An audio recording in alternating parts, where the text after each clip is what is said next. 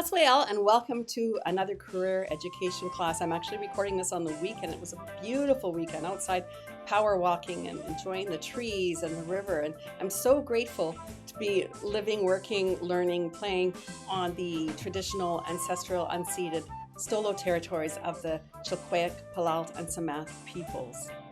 Are you wondering whether you should plan to go into the workforce when you finish high school, or whether you should pursue further credentials?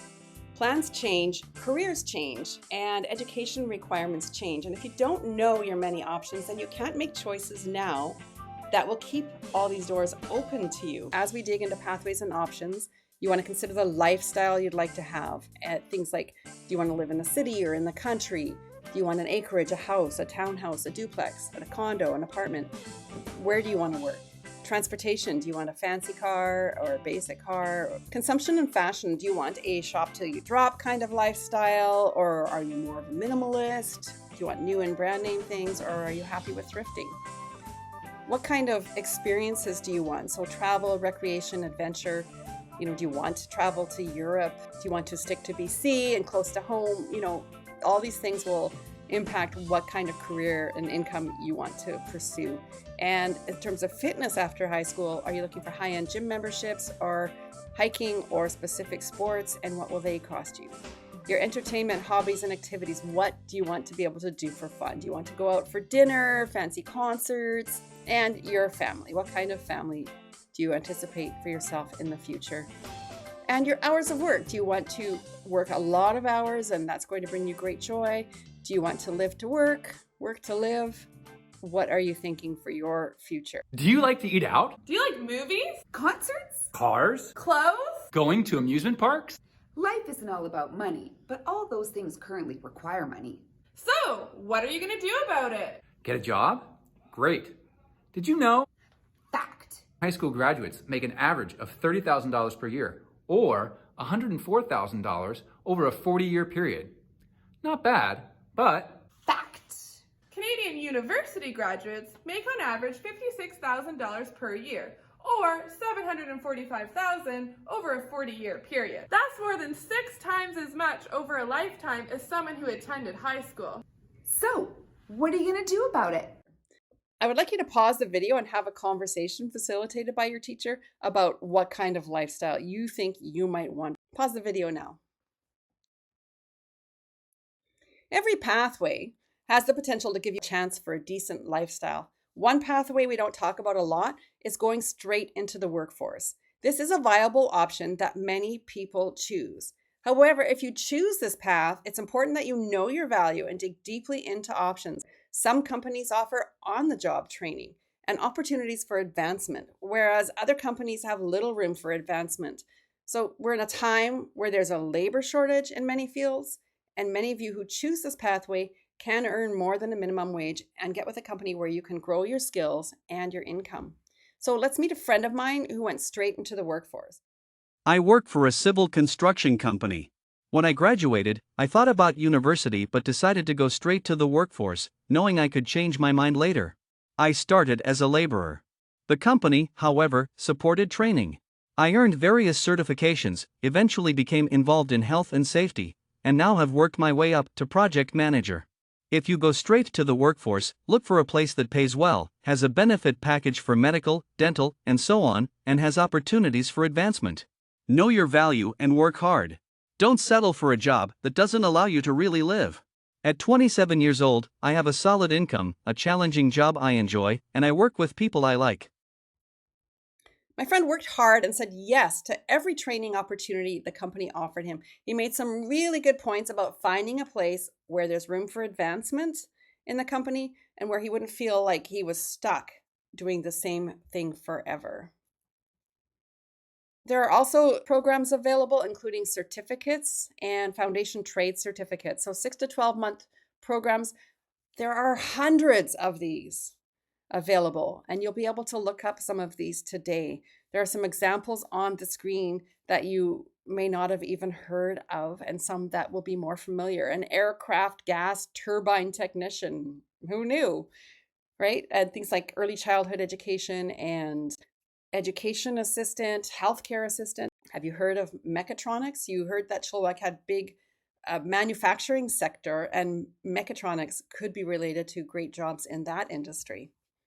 A foundation trade certificate is for people that are going into trades like carpentry or heavy mechanical trades, joinery, welding, all kinds of options. And you can go straight into your apprenticeship, or you can complete 8 or 10 months of a program at a college or university that give you a head start on your apprenticeship skills. 2-year programs are called diplomas or associate degrees. Diplomas are very specific to a field or career or job, and you can see a whole list of them up there.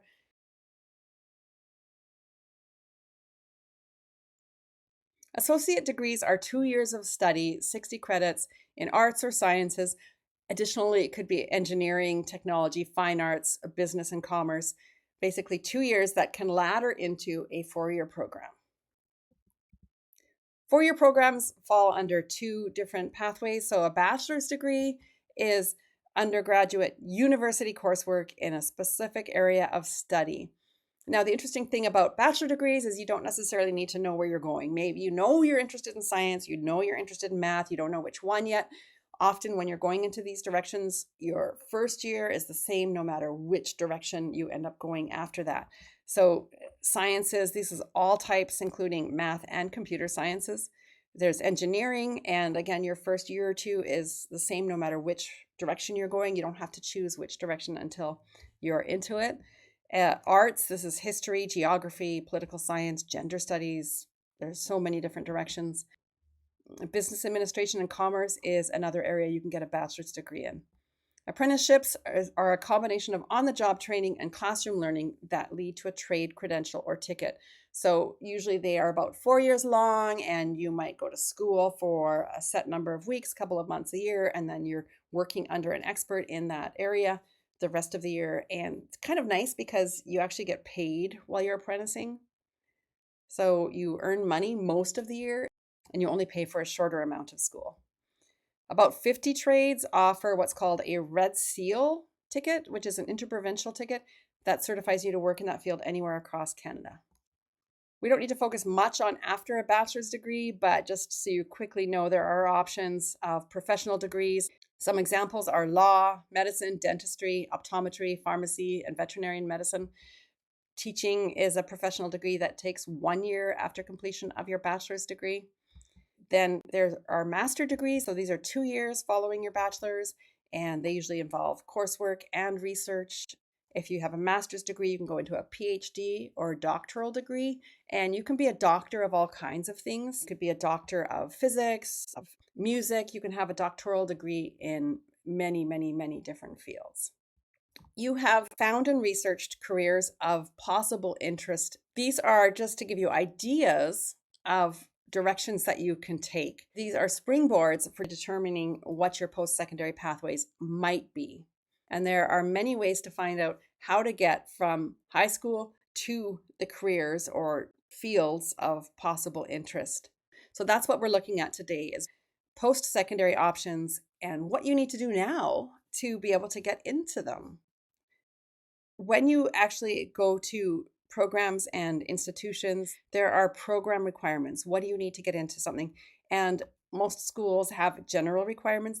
Then there are program specific requirements. If you want to become an electrician, you might need a certain level of physics or math.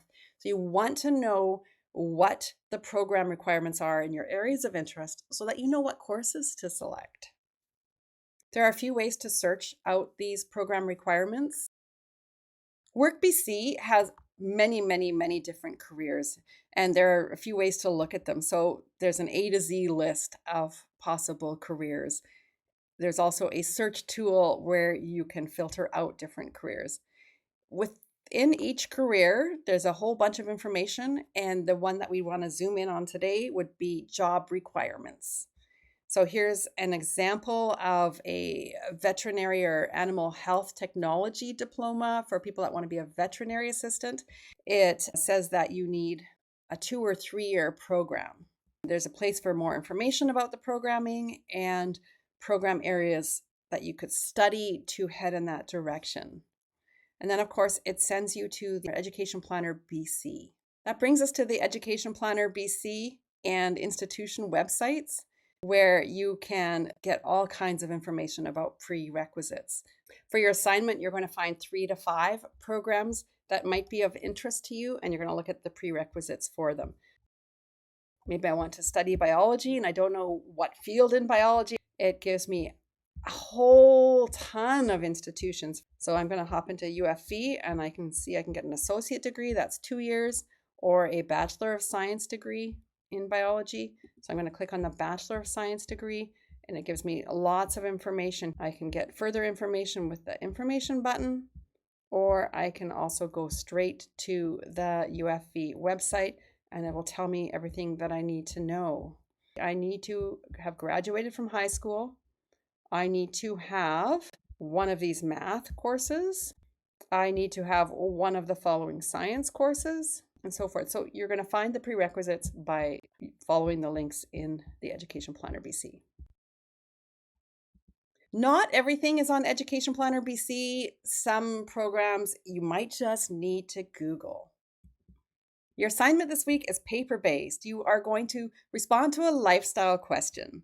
You're going to find 3 to 5 possible programs of interest, and for each program, you're going to record what the program is. For example, a diploma of technology and environmental protection, what school this program is in, where the school is located, and what the prerequisites are. What do you need to take in high school to get into this program? Some of you may know that you want to go into biology and you don't want to look up any other directions.